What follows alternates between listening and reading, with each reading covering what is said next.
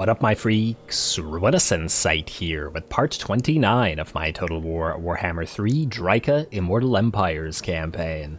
So as we saw last time, Durthu has taken the crag halls of Findal, destroying the Vidrioth faction and leaving only Vol's Anvil of Torgavon remaining in ATHEL. LOREN, it's nearly ours, and this new enclave of Wood Elf territory will become ours as well. Really, I think the various enclaves that you essentially create with this particular faction, I guess the same thing goes for the other Wood Elf factions, but this one's a little bit more interesting, is one of the things that makes it really such a fun faction to play. I'm really enjoying this Drycha campaign with all of these random locations and the fact that it provides just so much battle variety. We've at this point fought nearly every faction. We still need to fight some Tomb Kings and some Dark Elves, but we will be going there as there are lots of trees nearby. So yeah, it's pretty great. And for those who have watched my other campaigns or this one as well, you'll know I'm pretty big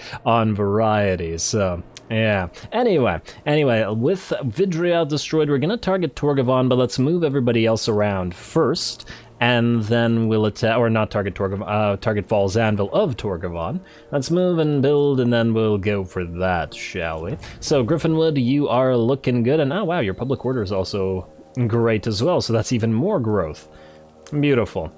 Still need to get that wine nexus up and running, but yeah.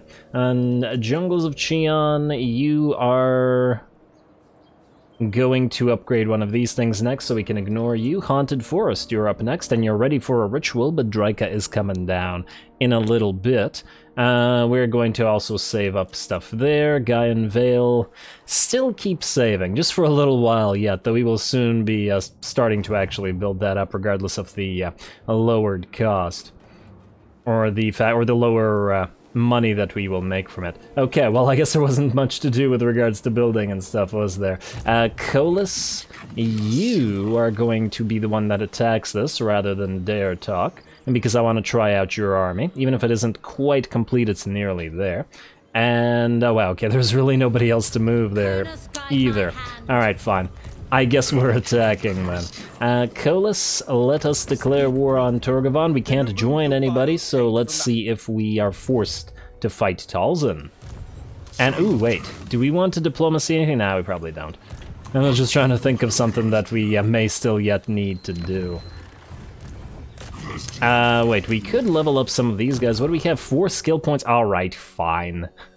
I guess. Melee attack for forest battles, leadership for forest battles, both would be useful here. Probably don't care about the replenishment rate. In fact, you're here because you get befuddlement of mischiefs. Yeah, alright. Is there anything here that would be really helpful to our ranged units? Probably not. I mean, occasionally Flesh to Stone, occasionally Shield of Thorns. I think we take Flurry of Vows and Nettles of Malice, but also upgrade both the Earth Blood and the Awakening of the Wood, just because we use them so often.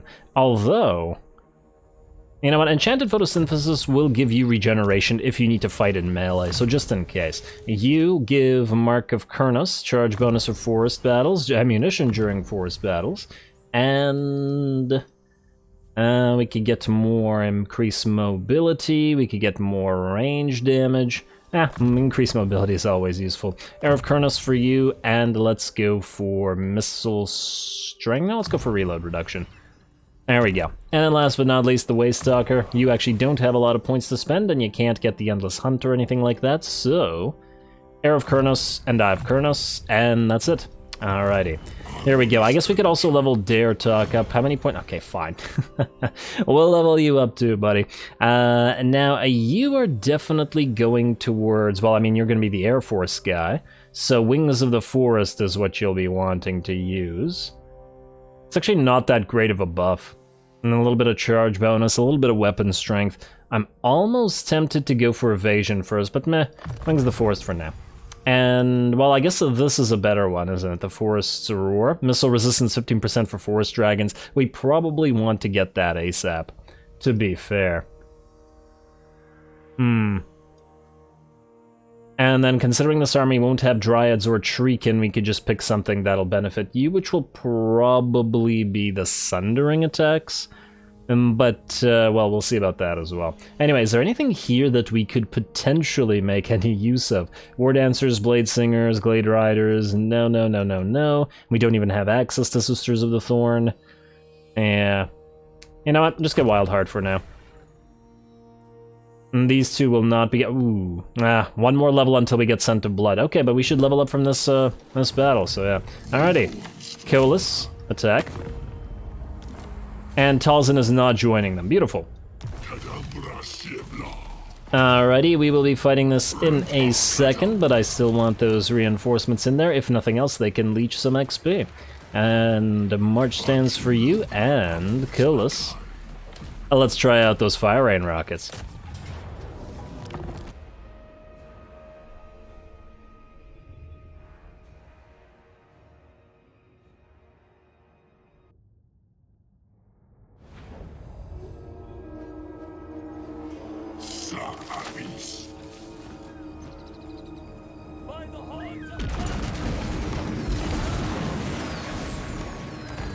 Alrighty, here we go. Using fire in a forest may not be such a great idea, but if Durthu's allowed to use those fire bark elders, it's only fair that we can use the Fire Rain rockets as well. And now I do think that this should make this particular battle quite a bit easier, or at least if we can reach the enemy units here. They're doing a pretty okay job hiding behind this little waystone, but it probably won't be enough, as 4 units have already been nearly destroyed, and I'm sure more, make that 5 units, and more will follow suit as well. So we could just wait it out for a little bit, allow our Fire Rain rockets to do their thing, and then we'll have the reinforcements come in and be able to use our ranged units. We won't be needing Durthu to take thousands upon thousands of arrows for the team in order to prevent damage everywhere else.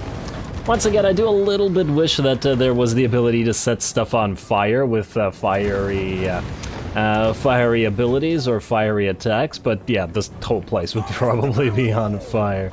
Alrighty.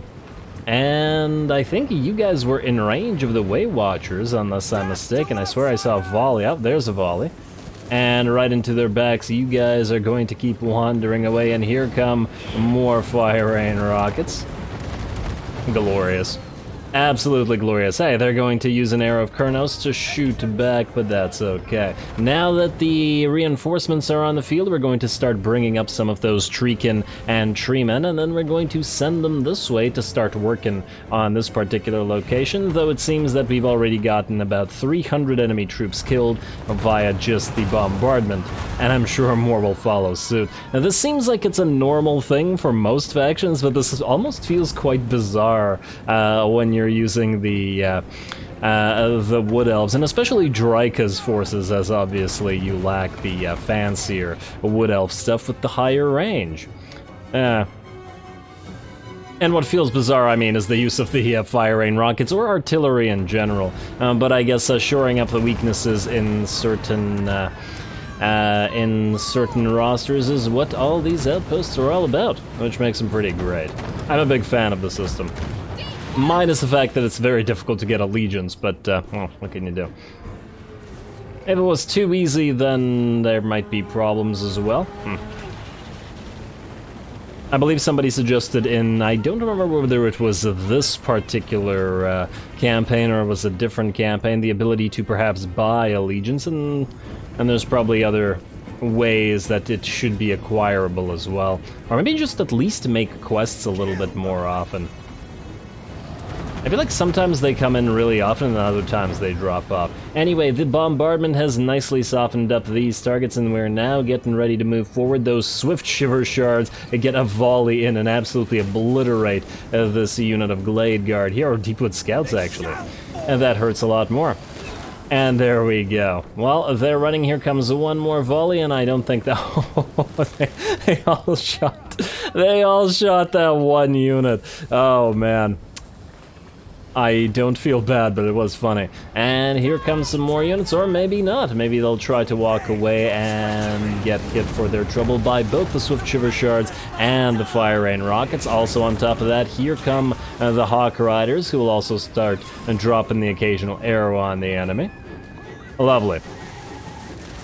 Finally, a ranged army that is working for us, and they're working pretty good so far, at least in this portion of the battlefield. We've got 40 losses on our side, but 750, actually nearly 800 for the enemy.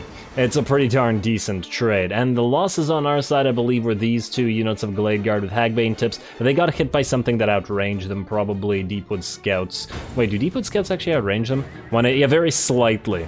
And they are firing on him, but they have switched to these Treekin, which are just about to pile in. I guess this is the last time that Daemonhunters will have Treekin and Treemen in his army, as it'll all be replaced by the by his Air Force army, but that'll be pretty interesting as well. We'll also have to figure out who we're going to send the Air Force army towards. I'm inclined to say we're better off using them against the Empire, as they would be a lot more vulnerable, I think, to them than a force like the Orcs would be. But that's just a thought, especially as when we encountered the Empire earlier in the game, we certainly saw them rout a lot, and frankly, our Air Force is probably going to need to make use of that. Especially where the hawks and stuff are concerned. Anyway, there we go. We've got malevolent tree spirits and fire raining down on the forces of Torgavon. Here, hawks coming down as well to stop the rest of these range units from firing and killing our poor Hagbane tips over there. And at least the Hawks may be fragile, but they can certainly take care of some Deepwood Scouts and some Glade Guard without too much trouble. And there we go, a little bit overwhelming. We've also dropped our Forest Dragon, about to be Forest Dragons, as the other one is coming in to reinforce as well to fight the enemy Treekin, and our Malevolent Trees and Treekin are working on the barrier to come in and help out with all of this. I do have to wonder how long it'll take the Forest Dragons to take out those Treekin, though. Should be an interesting fight, and maybe we'll send the Feral Manticores to help out as well once the Way Watchers and whatever else we encounter are done for. Speaking of being done for, the enemy is down to about half of their troops and about to be a lot less as well. We've also moved both Daemonhunters and Colas, as well as the Malevolent Branch Wraith of Life to support them both, into the main enemy location, or the key building here. They're trying to move around, or they could maybe catch the enemy lord, but either way, they're moving up this path, especially since we need somebody to get focused so that our ranged units can move up freely. And the Swift Shiver Shards continue to do their work. Pretty happy with them in this particular battle, if nothing else. Short range or not, all that extra damage is sure coming in handy, though it looks like the enemy Glade Guard, wait, these are Eternal Guard, did manage to just barely make their way to us. Oh, no, actually they shattered just as, or maybe they were already shattered and just ran towards us like a bunch of idiots. We've also got our Air Force hovering overhead and applying more arrow shots. And there we go, the enemy's running and we should be able to claim this point.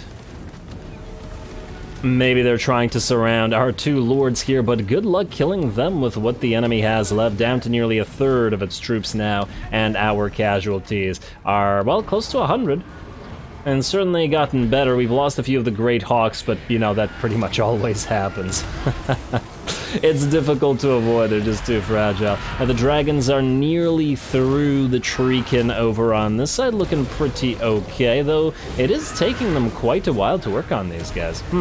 Yeah, those Treekin, though, they are just so damn tanky. It's lovely. You gotta love the units.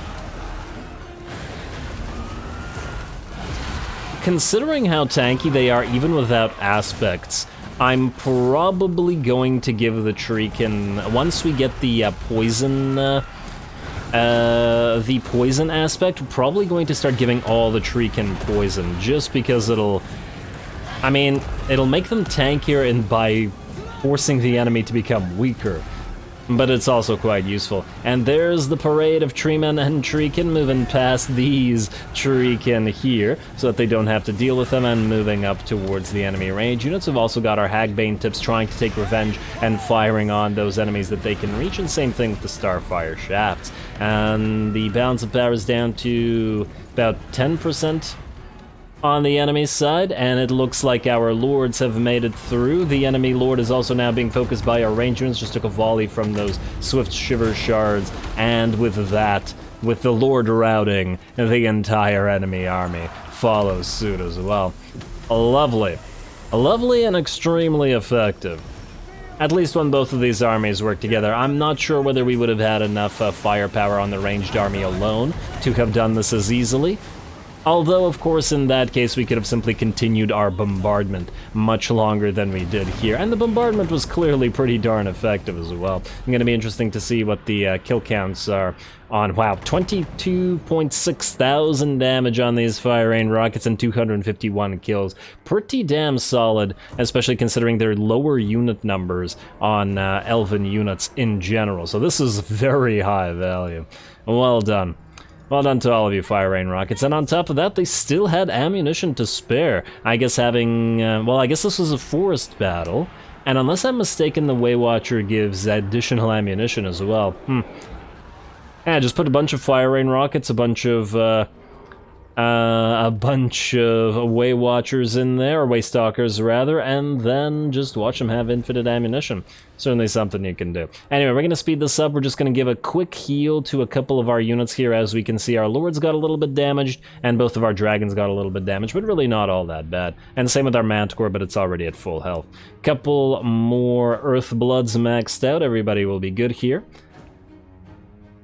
Or at the, if not, the enemies will just run off the field.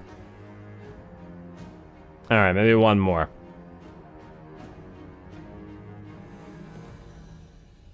And there we are, finally. Decisive victory, and I do think that that was pretty decisive. We did use a fair bit of ammunition and mana, though, so I'm almost a little bit surprised that the auto-resolve wasn't like, oh, I don't care about the very minimal losses. You actually got a close victory because you expended ammunition and Winds of Magic and whatever. But hey, I'll take it.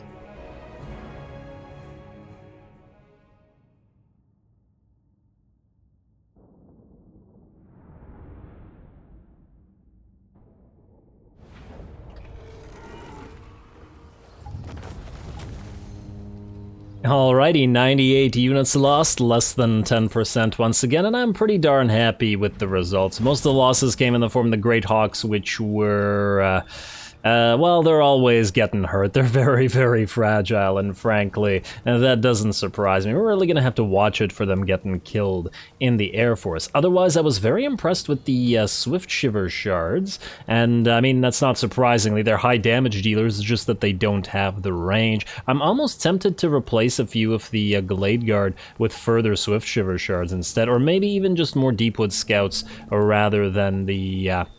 rather than these guys. Do we have armor piercing on the Hawk Riders? Actually, the Hawk Riders barely did any damage, but this wasn't the ideal type of battle for them because we had to keep moving them away, so perhaps not surprisingly either. Anyway, with that, let's see, we're at minus 4.2k. We shall cede this place, and we're now down to minus 700, which is pretty nice. Great Stag for Danos, but that's going to change to a Great Eagle later on. Province secured Torgavon, short victory achieved, and more importantly, hero capacity for all heroes, which is just great, because we've been hankering for some extra Dryads. We can also remove the Deepwood camp from this territory, because we don't need it here. We will keep the Haunted Forest, however. Increase that Dryad capacity further, and let's immediately get that Hollow up and running. And very, very nice. Alrighty, well, you all need to swap a bunch of units around, but it looks like you can't do it this turn, so we'll have to wait until next turn. You are going to keep your Air Force. You just need to lose that Giant Wolf unit. In fact, you can lose it right now. And Durthu, you're going to give up your Waystalker, who I guess can leave this army immediately, so that we don't forget to put him in Colus's army. Lovely. Alrighty. And just to double check, Colus, you don't have a... Oh, you do have the Speaker of the Lost. Okay. Okay, but this is temporary until he gains enough levels. It's temporary until level 14. Okay, so that's actually not so bad. And then we'll build a new Elven army with a new Speaker of the Lost to immediately give them that insidious glamour. But until then, Colus, you'll be the holder of this. Yeah, so once again...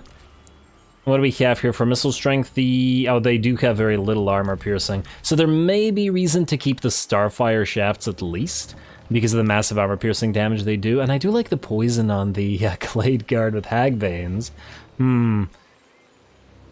It's just the Swift Shiver Shards do so much more damage.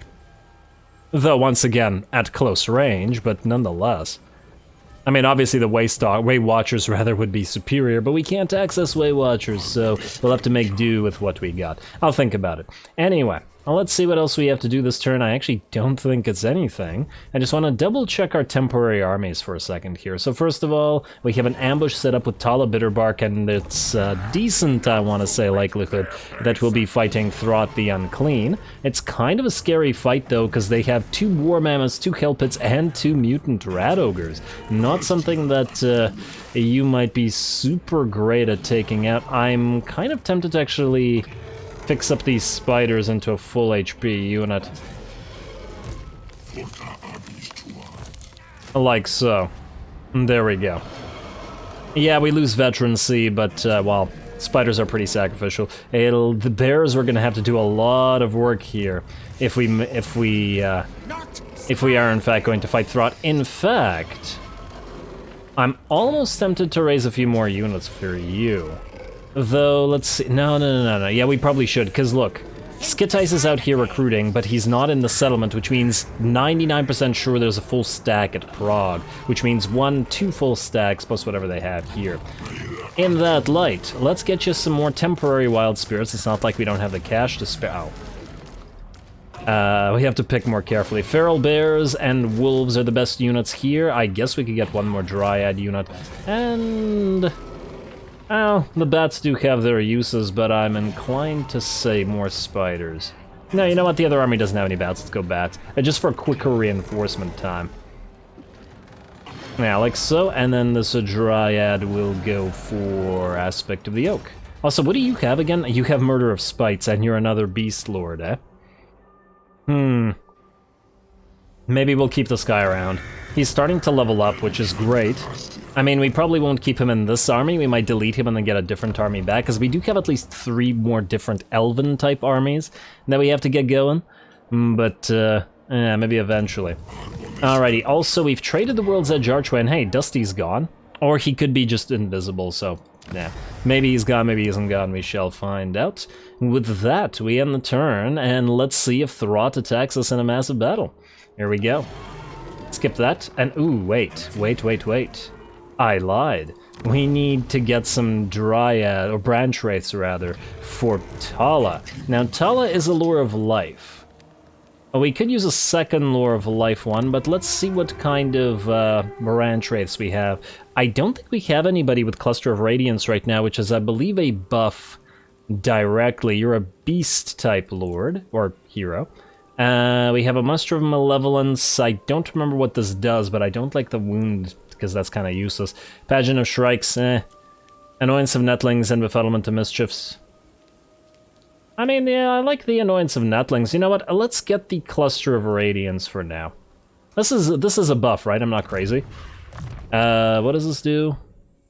No, it's just a Winds of Magic buff. Oh. So I guess between the Blessing of the Ancients and the Cluster of Radiance, it's just a massive Winds of Magic buff for more casting.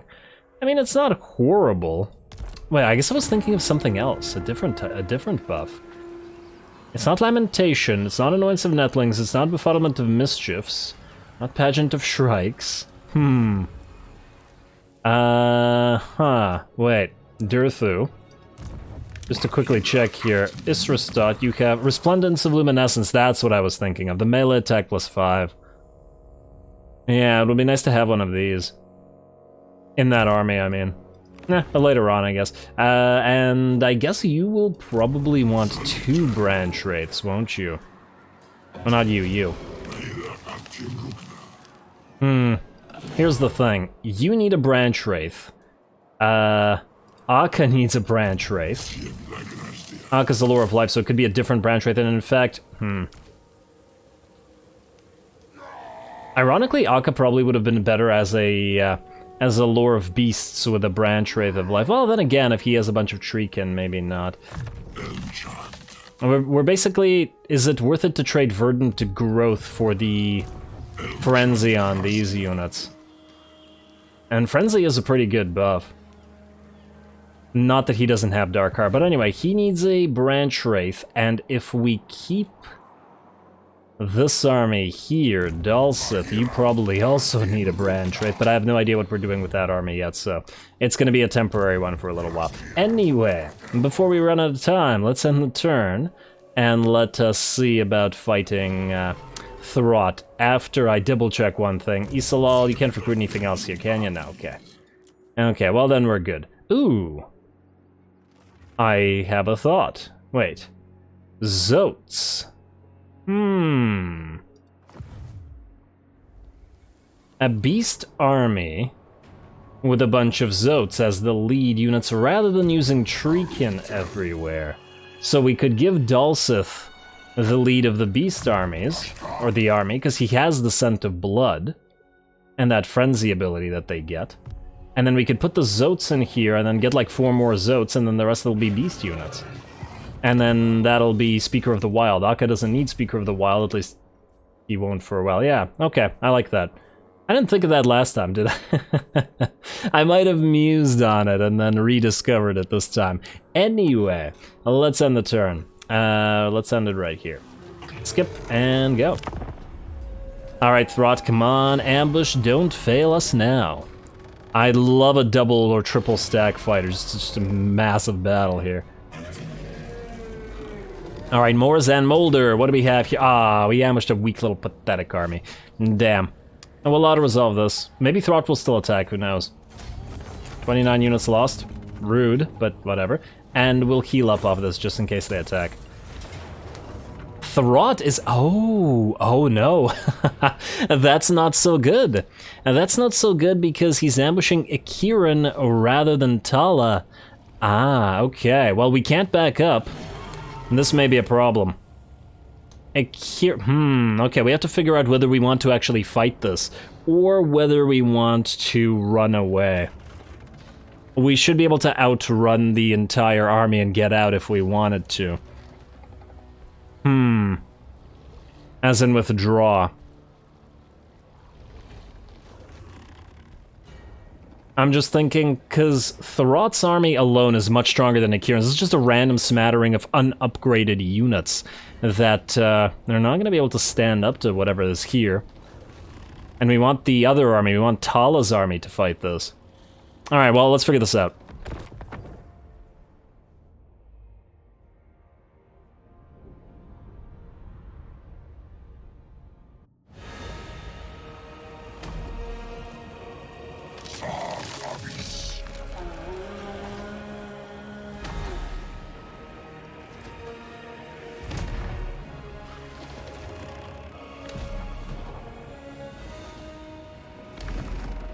Alrighty, well here we go, Akiran and the random bunch of units we summoned. Now, once again, we don't really care about this army. Now that said, we have to make a choice. Do we withdraw the entire army? Because we are very close to the withdraw point anyway, and all of our faster moving units could run here probably before the enemy can get to us.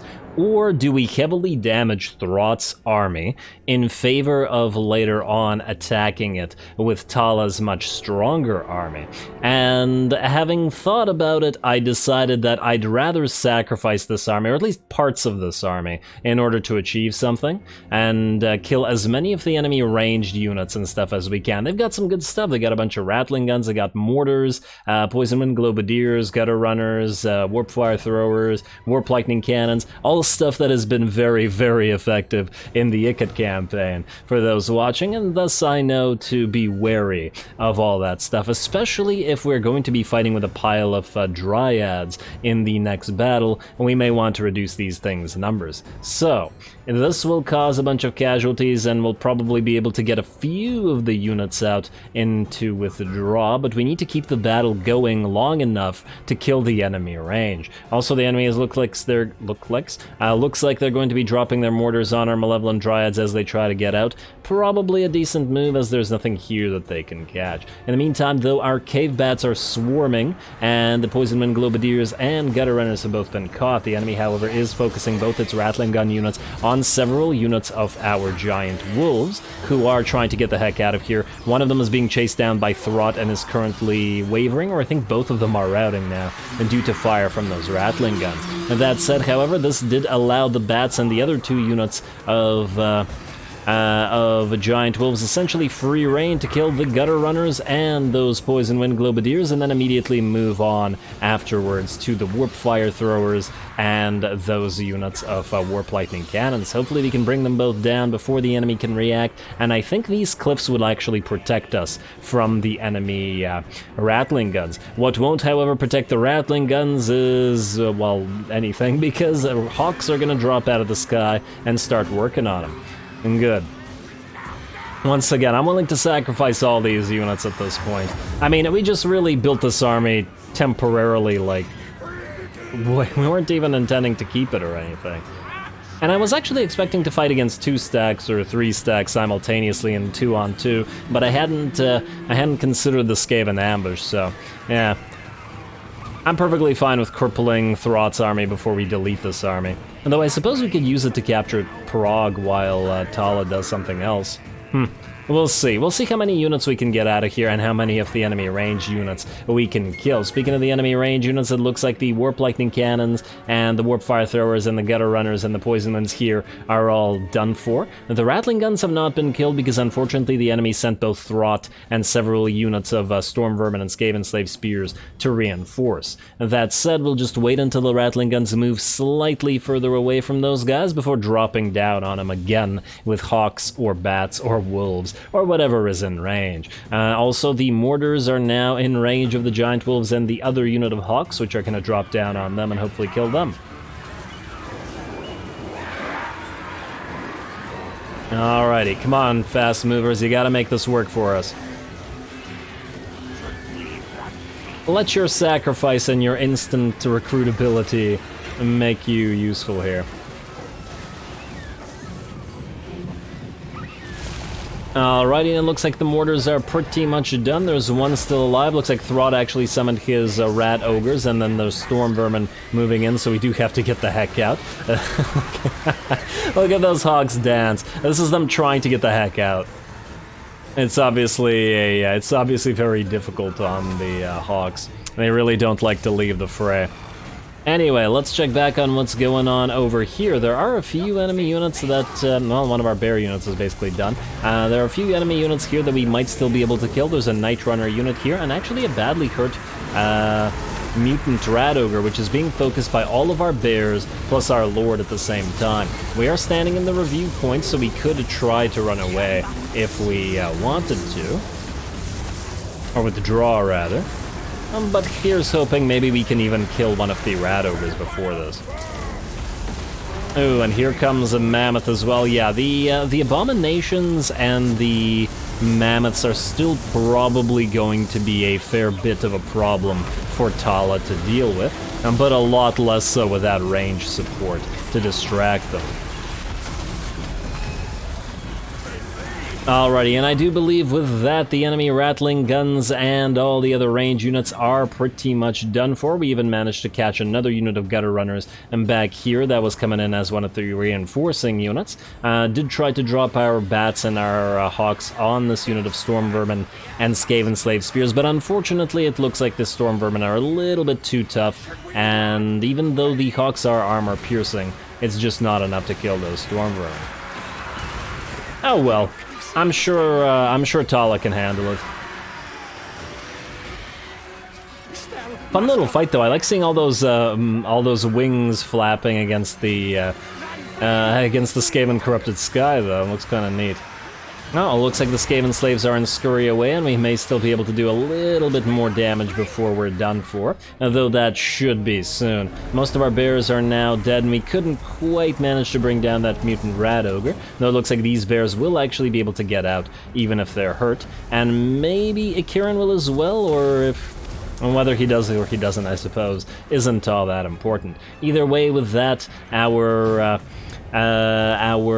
leadership ends and the rest of our forces do rout. I do believe that these guys do actually survive, though, and because while the battle ends, they quote-unquote run away. So as long as Molder doesn't attack this army, all of those units will be back to fight another day, if we don't delete them immediately. Now, there is still quite a lot of large units here to take care of, but I think this army has become a lot more manageable for Tala.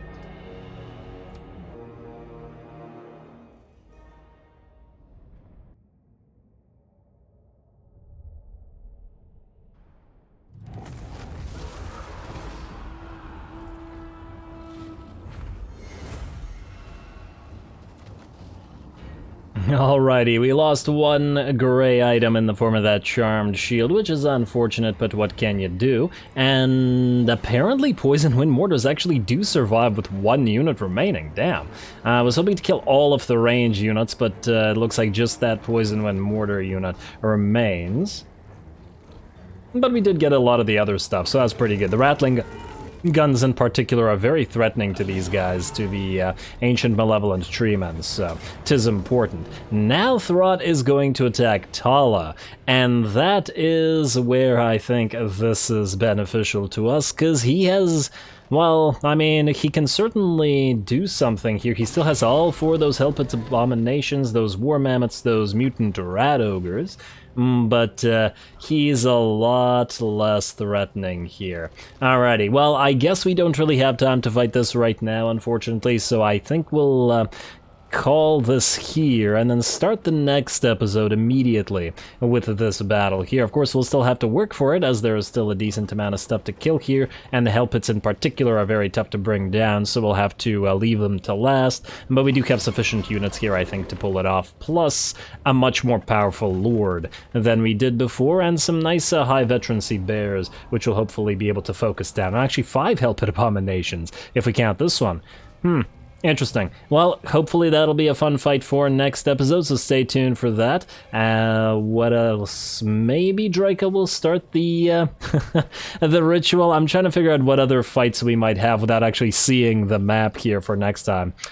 And I don't know. Maybe Drycha, maybe some orc fights against Grom, but definitely this one, so more trees to come. Don't forget to leave a like and comment. All glory to the algorithm. And thanks for watching.